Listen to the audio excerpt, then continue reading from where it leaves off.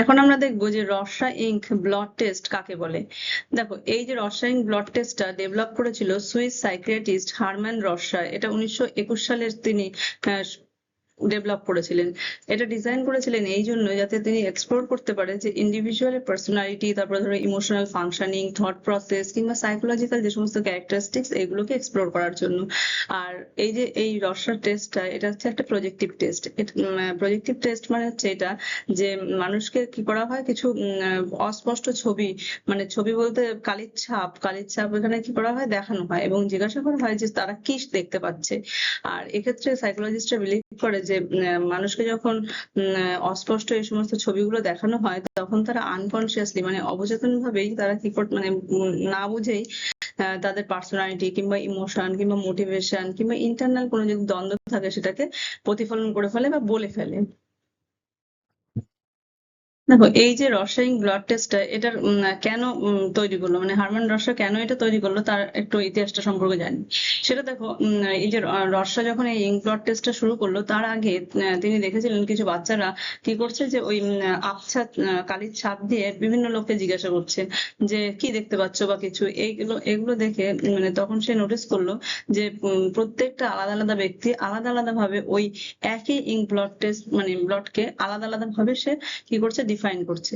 এইটা দেখে সে খুব অবাক হয়ে গেল। তারপর সে কি করলো যে একটা রিসার্চ কন্ডাক্ট করলো, যেটা তিনি কেয়ারফুলি ডিজাইন করেছিল। এবং ডিজাইন করার পরে মানে এরকম বছরের পর বছর তিনি পরীক্ষা করার পরে একটা বই পাবলিশ করলো, যার নাম হচ্ছে সাইকো ডায়াগনস্টিক। এটা 1921 সালে তিনি বইটা পাবলিশ করেছিলেন। এবং তার সঙ্গে সঙ্গে তিনি আবার 10খানা তোমার standardised ink blot card introduce করলো। কিন্তু দুঃখের বিষয় এটাই যে হারম্যান রসা মারা গেল তার 1 বছর পরে, এবং তখন তার বয়স ছিল 37 বছর। এবার দেখবো যে এই যে রসায়নিক ব্লাড টেস্টটা আসলে কি। এটা হচ্ছে, দেখো, এই যে ব্লাড টেস্টটা, সেটা হচ্ছে একটা সাইকোলজিক্যাল প্রজেক্টিভ পার্সোনালিটি অ্যাসেসমেন্ট। মানে এটা হচ্ছে প্রতিফলন যাতে হয়, মানে ব্যক্তিত্ব প্রতিফলন করানোর মতো বা পরিমাপ করানোর মতন একটা টেস্ট। এই টেস্টে কি থাকে, 10টি হচ্ছে তোমার অস্পষ্ট কালিযুক্ত ছাপযুক্ত কার্ড থাকে। এখানে এক্সামিনার স্যাম্পলকে জিজ্ঞাসা করে যে কিছু সিম্পল কোশ্চেন জিজ্ঞাসা করে যে হোয়াট মাইট ইট বি, মানে এই এই যে জিনিসটা তুমি দেখতে পাচ্ছ এটা কি হতে পারে, মানে কি দেখে বুঝতে পারছো যে এটা কি। তারপরে কি বলে যে এই যে তুমি কোশ্চেনের আনসার গুলো দেবে, এটার কোনো ভুল বা ঠিক আনসার নেই, যেরকম তোমার মন চায় সেরকম ধরনের উত্তরটা তুমি দিতে পারো। তারপরে কি করে সাইকোলজিস্ট এটাকে রেকর্ড করে, যে প্রত্যেকটা তার মানে যে রেসপন্ডেন্ট তার প্রত্যেকটা রেসপন্স কি করে রেকর্ড করে। তাছাড়া সে কতক্ষণ ধরে রেসপন্স করছে সেটা রেকর্ড করে। তার গলার ভয়েসটা রেকর্ড করে, যে সে ভয় পেয়ে যাচ্ছে কিনা, সে আনন্দে আছে কিনা। তারপর দেখো তার অঙ্গভঙ্গি কিরকম করছে। তারপরে দেখো ইমোশনাল রিয়াকশন, ওই একটু আগে যেটা বললাম যে ভয় পাচ্ছে কিনা কিংবা হাসছে কিনা, এই যে বিষয়গুলো, তার যে ইমোশনাল রিয়াকশন গুলো, এগুলোকে কিন্তু রেকর্ড করে। তারপরে কি করে যে তার কার্ডটা কিভাবে ধরছে বা কার্ডটা কোন দিকটা দেখছে, কার্ডের উপরের দিক দেখছে, নিচের দিক দেখছে, সাইডে দেখছে, কোন দিকটা দেখে রেসপন্ডেন্ট উত্তরটা দিচ্ছে, সেই জিনিসটা কিন্তু রেকর্ড করে।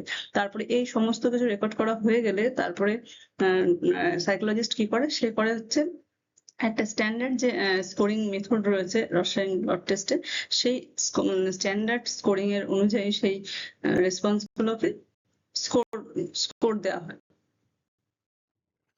এবার দেখে যে এই যে টেস্টটা তৈরি হয়েছে তার পেছনে কি সূত্রটা কাজ করেছে, যে কেন এই টেস্টটা তৈরি করা হলো। প্রধান কারণ দেখো, যে এখানে ভাবা হয় যে অস্পষ্ট যে কোনো উদ্দীপক মানুষকে কি করে উৎসাহিত করে তার নিজের যে সমস্ত অবচেতন অনুভূতিগুলো আছে সেগুলোকে প্রকাশ করতে। এছাড়া মানুষ যে কোনো অস্পষ্ট ছবি অর্গানাইজ করে তার নিজস্ব পার্সোনালিটি অনুযায়ী। তাছাড়া আরেকটা হচ্ছে, যে কোনো মানুষ যে কোনো পারসেপশন তৈরি করে, ধরো কোনো একটা ছবি দেখলো, তার মাধ্যমে যে সে যে পারসেপশনটা করছে সেটা কিন্তু তার নিজস্ব অভিজ্ঞতা অনুযায়ী সে করে। আর যে কোনো যদি হিডেন কোনো কনফ্লিক্ট থাকে তাহলে সেটা কিন্তু ভিজিবল হয়ে যায় যখন কিনা সে এই ইন্টারপ্রিটেশনটা দেয় সেই হিসাবে। এই সমস্ত কিছু ভেবেই কিন্তু এই রসায়নিক ব্লাড টেস্টটা তৈরি করা হয়েছিল। আচ্ছা, এই টেস্টটি পরিচালনা করানোর জন্য যে ম্যাটেরিয়াল গুলো ইউজড হয় সেগুলো হচ্ছে 10 মানে 10টি স্ট্যান্ডার্ডাইজড ইঙ্ক ব্লট কার্ডস, তাছাড়া recording sheet, stopwatch, scoring manual আর রেসপন্স ফর্মস। আর এই যে ব্লাড টেস্ট গুলো সেগুলো কিন্তু আলাদা আলাদা কালারের হয়, কোনোটা হয়তো ব্ল্যাক এ হলো, কোনোটা ব্ল্যাক অ্যান্ড রেড, আর কিছুটা হচ্ছে মাল্টি কালার্ড হয়। এবার দেখি যে এই যে টেস্টটার অ্যাডমিনিস্ট্রেশন প্রসিজারটা কিরকম। দেখো এই পুরো যে টেস্টটা চালনা করতে 45 থেকে 90 মিনিট সময় লাগে। এর যে স্টেপ ওয়ানটাকে বলা হয় রেসপন্স ফেজ। এখানে কি প্রত্যেকটা কার্ড আলাদা আলাদা ভাবে রেসপন্ডেন্টকে দেখানো হয়। এছাড়া সাইকোলজিস্ট এই সময় জিজ্ঞাসা করে যে হোয়াট মাইট দিস বি, এটা কি হতে পারে। পার্টিসিপেন্ট হয়তো বিভিন্ন রকমের রেসপন্স এখানে করলো।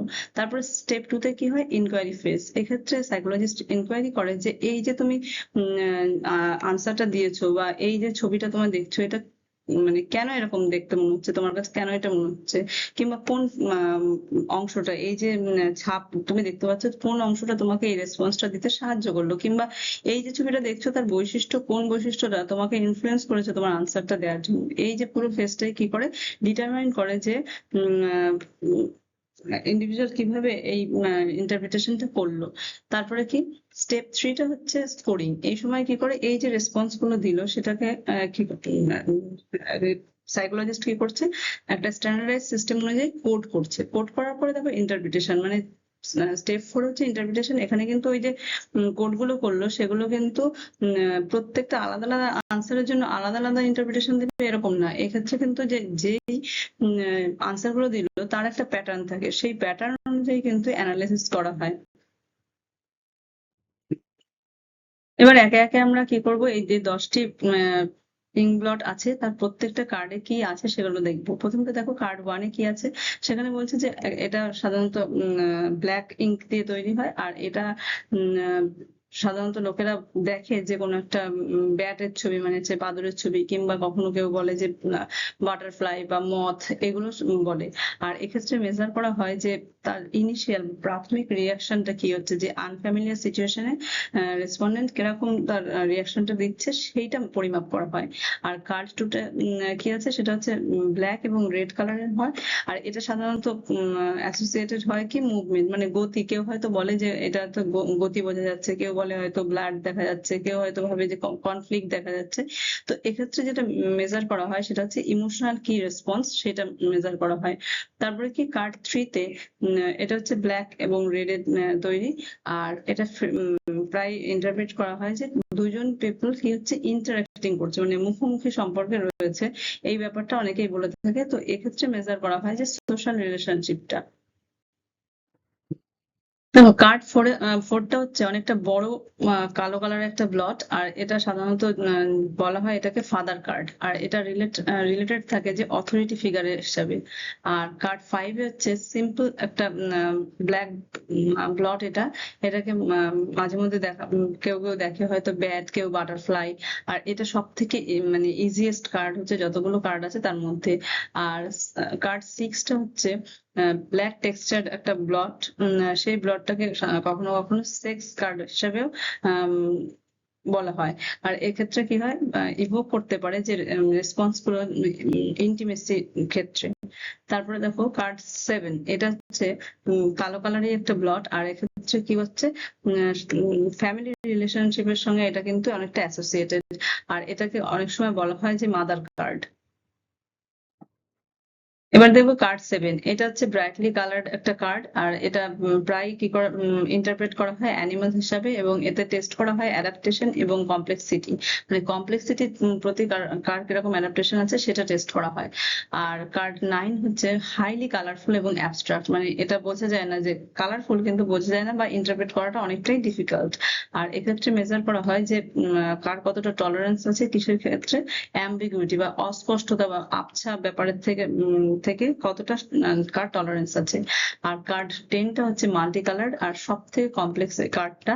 আর এই কার্ডে অ্যাসেস করা হয় যে এবিলিটি, মানে মানুষের এবিলিটি যে মাল্টিপল স্টিমুলাইতে কিভাবে সে অর্গানাইজ করে যে কোনো জিনিস। এবার দেখবো যে স্কোরিং সিস্টেম। এক্ষেত্রে কি করা হয় যে লোকেশনের উপর বেস করেও কিন্তু স্কোর করা হয়, মানে কোন পার্টটা দেখে বা ইঙ্ক ব্লটের কোন পার্টটা দেখে রেসপন্ডেন্ট রেসপন্স করছে তার উপর বেস করেও কিন্তু স্কোরিং করা হয়। তারপর ধরো ডিটারমিনেন্টস, মানে কোন জিনিসটা রেসপন্ডেন্টকে ইনফ্লুয়েন্স করেছে তার রেসপন্স করতে, সেই জিনিসটা শেপ না কালার নাকি মুভমেন্ট না টেক্সচার না শেডিং, কোন জিনিসটা দেখে রেসপন্ডেন্ট রেসপন্স করেছে সেই বিষয়টার উপরেও কিন্তু স্কোরিং করা হয়। তারপরে কি কন্টেন্ট, মানে কি দেখে করেছে, মানে এটা কি হিউম্যান মনে করে করেছে নাকি অ্যানিমাল না নেচার না অবজেক্ট না ফ্যান্টাসি কোনো ক্রিয়েচার, কি বিষয়টা সে বলতে চাইছে তার উপর বিষয় বেস করেও কিন্তু স্কোরিং হচ্ছে। আরেকটা কি অরিজিনালিটি, মানে যে রেসপন্সটা দিচ্ছে সেটা কমন না আনইউজুয়াল, এটার উপর বেস করেও কিন্তু স্কোরিং করা হয়। এবার দেখো যে রেসপন্স গুলো রেসপন্ডেন্ট দিল তার ইন্টারপ্রিটেশনটা কিরকম হয়। সাইকোলজিস্ট কিন্তু প্যাটার্নকে ইন্টারপ্রিটেশন করে, কোনো আলাদা আলাদা আনসারকে কিন্তু ইন্টারপ্রিটেশন করে না। তো সেক্ষেত্রে যে রেসপন্স গুলোকে প্যাটার্ন হিসাবে ইন্টারপ্রিটেশন করলো তার মাধ্যমে যে ইন্টারপ্রিটেশন গুলো আসে সেগুলো হচ্ছে যে তার সেই রেসপন্ডেন্টের পার্সোনালিটি অর্গানাইজেশন কিরকম, তার ইমোশনাল কন্ট্রোল কিরকম, কিংবা তার রিয়েলিটি টেস্টিং করে, তারপরে কি স্ট্রেস টলারেন্স তার কিরকম, কগনিটিভ ফাংশনিং তার কিরকম, সোশ্যাল পারসেপশন তার কিরকম, কিংবা ইন্টারপার্সোনাল রিলেশনশিপ কিরকম, এই বিষয়গুলোকে কিন্তু ইন্টারপ্রেট করে এই টেস্টের মাধ্যমে। এবার দেখে যে এই যে টেস্টটা এটার অ্যাপ্লিকেশনটা কি, মানে এই টেস্টটা কোথায় কোথায় ব্যবহার করা হয়। দেখো ক্লিনিক্যাল সাইকোলজির ক্ষেত্রে এটা পার্সোনালিটি অ্যাসেসমেন্টের ক্ষেত্রে ব্যবহার করা হয়, ইমোশনাল ফাংশনিংটা ব্যক্তির ক্ষেত্রে কিরকম সেটার জন্য ব্যবহার করা হয়। তারপরে কি ডিফারেন্সিয়াল, মানে এছাড়া আলাদা আলাদা যে সমস্ত ডায়াগনস্টিক ব্যাপারগুলো থাকে ক্লিনিক্যাল সাইকোলজির ক্ষেত্রে সেই জন্য কিন্তু এই টেস্টটা করা হয়ে থাকে। তারপরে দেখো ফরেন্সিক সাইকোলজির ক্ষেত্রে কি হয় যে কোর্ট কোনো অর্ডার করেছে তার ইভলিউশনটা ঠিকঠাক করার জন্য, মানে কেউ হয়তো মুখে একটা জিনিস বলছে কিন্তু তার যদি আবছা কোনো একটা ছবি দেখানো হয় তার কিন্তু ইন্টারপ্রিটেশনের মাধ্যমে আমরা বুঝতে পারবো যে সে সত্যি বলছে মিথ্যা বলছে, সেই ব্যাপারটা টেস্ট করার জন্য। তারপরে কি কম্পিটেন্সি অ্যাসেসমেন্ট, তারপর রিস্ক ইভ্যালুয়েশনের জন্য ব্যবহার করা হয়। চাইল্ড সাইকোলজির ক্ষেত্রে এটা হচ্ছে ইমোশনাল ডেভেলপমেন্ট কিংবা বিহেভিয়ারাল কনসার্নের ক্ষেত্রে কিন্তু এটা ব্যবহার করা হয়ে থাকে। এছাড়া যদি রিসার্চের ক্ষেত্রে যেটা ব্যবহার করা হচ্ছে যে পার্সোনালিটি বিভিন্ন স্টাডিজ, তারপর হচ্ছে কগনিটিভ প্রসেস ব্যক্তির ক্ষেত্রে কিরকম হয়, কারোর পারসেপশন কিরকম ভাবে তৈরি হচ্ছে বা তার প্রত্যেকটা ব্যক্তির পারসেপশন কিরকম ধরনের, এই ধরনের ব্যাপারগুলো করার জন্য কিন্তু এই টেস্টটা ব্যবহার করা হয়ে থাকে। এবার দেখবো যে এই যে টেস্টটা তার সুবিধাগুলো কি কি। দেখো প্রথমে হচ্ছে এটা এক্সপ্লোর করে আনকনসিয়াস প্রসেসেস, মানে মানুষের মধ্যে যে সমস্ত থট গুলো থাকে যেগুলো তারা এক্সপ্রেস করতে পারে না বা এক্সপ্রেস করতে চায় না ডিরেক্টলি, সেগুলো কিন্তু প্রকাশ পেয়ে যায়। তারপরে কি রিচ কোয়ালিটিভ ইনফরমেশন, মানে এটা প্রোভাইড করে পার্সোনালিটি ইনসাইট কে মানে খুবই ডিটেইল ভাবে। তারপরে দেখো ফ্লেক্সিবল, এক্ষেত্রে কি হচ্ছে যে বিভিন্ন এজ গ্রুপ অনুযায়ী কিন্তু এটা অ্যাপ্রোপ্রিয়েট ইন্টারপ্রিটেশন দিতে পারে। আরেকটা হচ্ছে ডিফিকাল্ট টু ফেক ইন্টেনশনালিটি, অনেক ব্যক্তিরা আছে যারা কি করে যে সাধারণভাবে সরাসরি কোনো কোশ্চেন করলে অনেক সময় ইন্টেনশনালি তারা উল্টো আনসার দেয়, কিন্তু এক্ষেত্রে যেহেতু টাস্কটাই পুরো অস্পষ্ট তাই জন্য কিন্তু রেসপন্ডেন্ট পুরোপুরি বুঝে উঠতে পারে না যে কি তাকে জিজ্ঞাসা করা হচ্ছে, তার ফলে তারা কিন্তু সেই জিনিসটাকে ম্যানিপুলেট করতে পারে না, যেটা কিনা স্ট্রেট ফরওয়ার্ড কোশ্চেনিয়ারের ক্ষেত্রে হয়ে থাকে। এবার দেখে নেবো যে এই টেস্টটার লিমিটেশন বা ক্রিটিসিজম গুলো কি কি। দেখো প্রথমটা হচ্ছে সাবজেক্টিভিটি, বিভিন্ন সাইকোলজিস্ট বিভিন্ন ভাবে এটাকে কনক্লুশন করছে বা কনক্লুশনে পৌঁছাচ্ছে। তারপরে দেখো রিলায়েবিলিটির ক্ষেত্রে কি রেজাল্ট আলাদা আলাদা হতে পারে, কি মানে সিচুয়েশনের উপর বেস করে কিংবা অ্যাডমিনিস্ট্রেশন বা স্কোরিং এর উপর বেস করে আলাদা আলাদা হতে পারে। ভ্যালিডিটি কি, যে সমস্ত ধরনের আনসারের জন্য কিন্তু এটার এই টেস্টটা সাপোর্ট করছে না। তারপরে ধরো কালচারাল ইনফ্লুয়েন্স, মানে বিভিন্ন কালচার থেকে বিভিন্ন লোকেরা আসছে, তার ফলে কি হচ্ছে তাদের যে আনসারটা বিভিন্ন ভাবে ইন্টারপ্রেট করা হচ্ছে, তার ফলে একটা স্ট্যান্ডার্ডাইজ ব্যাপারটা অনেকটা থাকছে না। তারপরে দেখো রিকোয়ার্স এক্সটেন্সিভ ট্রেনিং, যারা কিনা যে সমস্ত সাইকোলজিস্ট এটাকে ব্যবহার করবে তাদের কিন্তু একটা অ্যাকুরেট ট্রেনিং এর দরকার, যাতে তাদের মধ্যে স্পেশালাইজড প্রফেশনাল এবিলিটিটা বাড়ে। এই টেস্টটা কন্ডাক্ট করার জন্য কতগুলো এথিক্যাল কনসিডারেশন লাগে, সেটা হচ্ছে দেখো প্রথমে রেসপন্ডেন্টদের থেকে ইনফর্ম কনসেন্ট নিতে হবে যে আমি এই কাজটা করতে চাইছি, তাই জন্য কিন্তু এই টেস্টটা দরকার, সেই ব্যাপারটা কিন্তু তাদের বলতে হবে। তারা যদি রাজি হয় তবেই কিন্তু টেস্টটা করা যাবে। তারপরে কি তারা যে রেসপন্সটা দিয়েছে সেটা কিন্তু কনফিডেন্সিয়াল রাখতে হবে, গোপন রাখতে হবে। আর কি স্ট্যান্ডার্ডাইজ প্রসিজার ব্যবহার করেই কিন্তু টেস্টের অ্যাডমিনিস্ট্রেশন বা স্কোরিং ব্যাপারটা করতে হবে। আর ওভার ইন্টারপ্রেট করা যাবে না যে কোনো রেসপন্স। আর কি রেজাল্ট, এই যে রেজাল্টটা পাওয়া গেল সেটা তো রিসার্চার নিজে থেকে স্ট্যান্ডার্ড স্কোরের মাধ্যমে এটা করলো, কিন্তু সেটাই কিন্তু এক মানে শেষ কথা না, অন্যান্য অনেকগুলো অ্যাসেসমেন্ট করে তার সঙ্গে কিন্তু ক্রস চেক করে দেখতে হবে। তারপরে কি রেসপেক্ট করতে হবে কালচারাল ডাইভার্সিটি, যে প্রত্যেকটা মানুষ আলাদা, হয়তো রেসপন্ডেন্টের যেরকম মতামত হয়তো রিসার্চারের সেই মতামতটা নেই, কিন্তু সেক্ষেত্রে তাকে ভাবতে হবে যে কালচারাল ডাইভার্সিটির জন্য তার রেসপন্স কিন্তু আলাদা হচ্ছে।